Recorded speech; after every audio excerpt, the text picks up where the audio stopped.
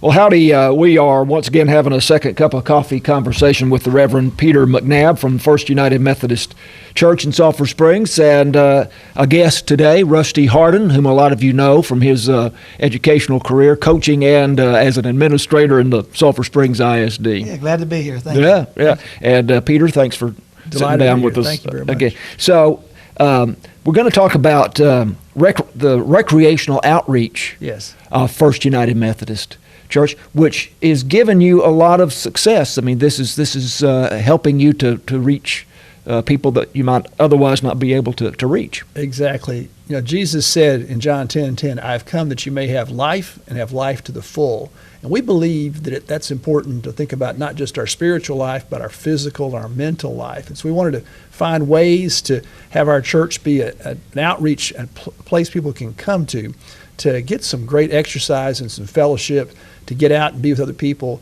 So there's lots of really neat things that we're doing Monday, Tuesday, Wednesday, Thursday, different special programs, classes, things for all ages, all physical situations. But we encourage people to get out. We'd encourage you to get out and come out there. All this is free. It's great opportunities to do things for your mind and your body. We're going to talk specifically about pickleball. Let's talk about pickleball. With Rusty. There's some other. I want to talk about some of the other things you're doing. Sure. Well, Monday mornings, toddlers have toddler time with Tom. It's Tom Sellers. He's our retired chairman of the Bank of Alliance Bank, and he's our lay leader at church. And he leads a great opportunity for kids to come out and ride trikes and go on the inflatable things that we have there, and just enjoy bounce houses and things they have for free. So that's for toddlers. And then we have story time with Kate on Tuesday morning, and that's a neat time. We have that. We also have terrific Tuesdays on Tuesdays for people who are having memory challenges. They can play games and do some things with each other. That we have great opportunities there for a meal.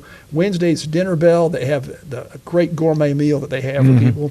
And we also have little dribblers on Monday nights for basketball. We've got things going on Wednesday for children and youth and adults. And then Thursday we've got all day this game, pickleball. So tell us what we got there. It's amazing the growth of that game in the last 5 years. Oh, yeah. When I first heard of it, I'm thinking, I'm not going to play that game. And now I'm out there playing like crazy.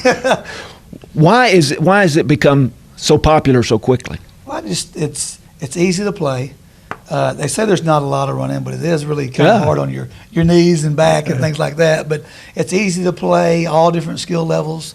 Now, those tennis guys, I think, have a little advantage because they've always played a little bit of that. But I've never played tennis in my life. But I just think it's fun, easy. You can play singles or you can play doubles. I prefer doubles. Singles is more running involved. But the court's smaller than a tennis court, too. I was about to ask you that. It's how much smaller than a tennis court? It's quite a bit. I mean, it's not as much running at all. And whether you're playing singles or doubles, it's the same width and everything. I think the width is about 20 feet wide in each court side. I think it's about a little over 60 feet in length or something like that. So it's not real big.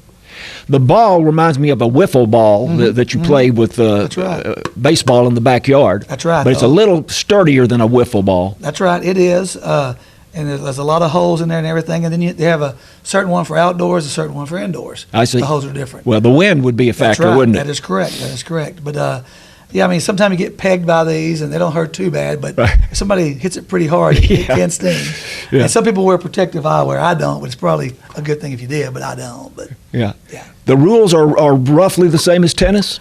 Similar. You still serve diagonal and everything. Yeah. You cannot serve overhand. It's got to be served underhand. I see. Okay. And there's a place about, I think it's 6 or 7 feet from the net. It's called the kitchen. In the kitchen, you can't get in there unless the ball bounces. If it bounces, you can hit the ball in the kitchen. But if it's in the air, you can't just run to the net and spike it. You've got to be behind that kitchen line to be you can spike it back there. But so it's a little bit different. So are you having a pretty equal distribution of men and women playing? Yes, we do. During the daytime, I'm working on Thursdays, but during the daytime, I know there's a group that comes in there. I think it's an older group, And I went there one time. They had like 10 or 15 people in there playing, men and women, during the day. And at night, we opened it up at 6. I've had my group, sometimes 10, sometimes less. It all depends. I really like playing outside if the weather's beautiful, but during the wintertime, we had a big group, but we'll open it. Hey, if you call me one time and it's rainy or windy and the gym's available, we'll open it, let you come play in it. We got two courts in there.